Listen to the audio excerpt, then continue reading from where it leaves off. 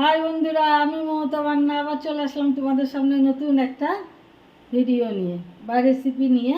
তো আজকে আমি বানাবো বন্ধুরা কুলেখাড়া পাতা বাটা। তাহলে কিভাবে করি তোমরা আমার সঙ্গে থাকো আর দেখতে থাকো। এই যে আমি কুলেখাড়া পাতাটা ভালো করে বেছে ধুয়ে নিয়েছি। আর এখানে নিয়েছি রসুন, একটা কাঁচা লঙ্কা আর পেঁয়াজ। তো আমি এইগুলো সব মিক্সারের মধ্যে দিয়ে দিব। দিয়ে আমি এই কুলেখাড়া পাতাটা আমি বাটা করব।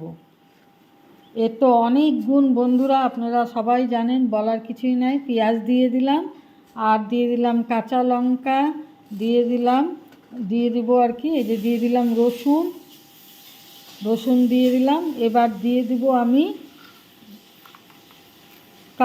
কালো জিরা। এই যে কালো জিরা আমি দিয়ে দেবো এর মধ্যে। দিয়ে আমি সামান্য পরিমাণ জল দিয়ে আমি বেটে নেব, কারণ বেশি জল দিব না, যেহেতু পাতাটা ধুয়েছি তাতে জল আছে, এর জন্য বেশি জল দেব না। এখন আমি এটাকে বেটে নেব। বন্ধুরা, কড়াইতে সরষের তেল দিয়ে দিয়েছি, এই যে গরম হয়ে গেছে। আর এই যে পাতাটা বাটা হয়ে গেছে।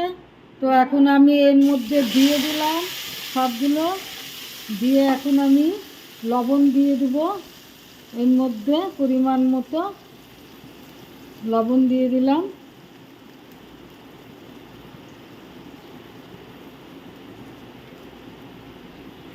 আর এর মধ্যে আমি কাঁচা লঙ্কা দিয়ে দেব।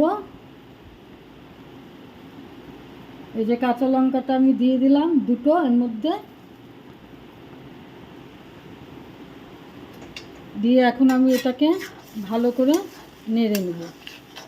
এটা নেড়ে নেব, এর সাথে লঙ্কাটাও ভাজা হয়ে যাবে, সুন্দর ভাজা হয়ে যাবে।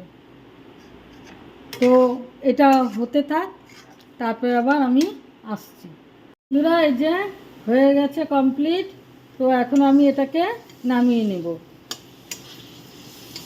জলটা শুকিয়ে গেছে, সুন্দর ভাজাও হয়ে গেছে। তো আমি এটাকে নামিয়ে নেব, রেডি হয়ে গেছে। দেখেন লঙ্কাটাও কি সুন্দর ভাজা হয়ে গেছে।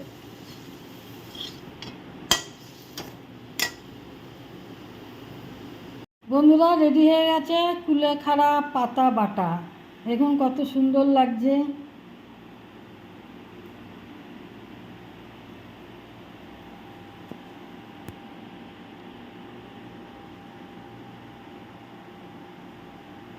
বন্ধুরা, রেডি হয়ে গেছে কুলেখাড়া পাতা বাটা।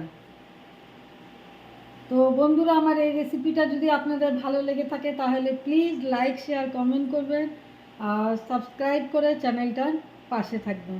রেসিপিটার নাম হলো কুলেখাড়া পাতা বাটা।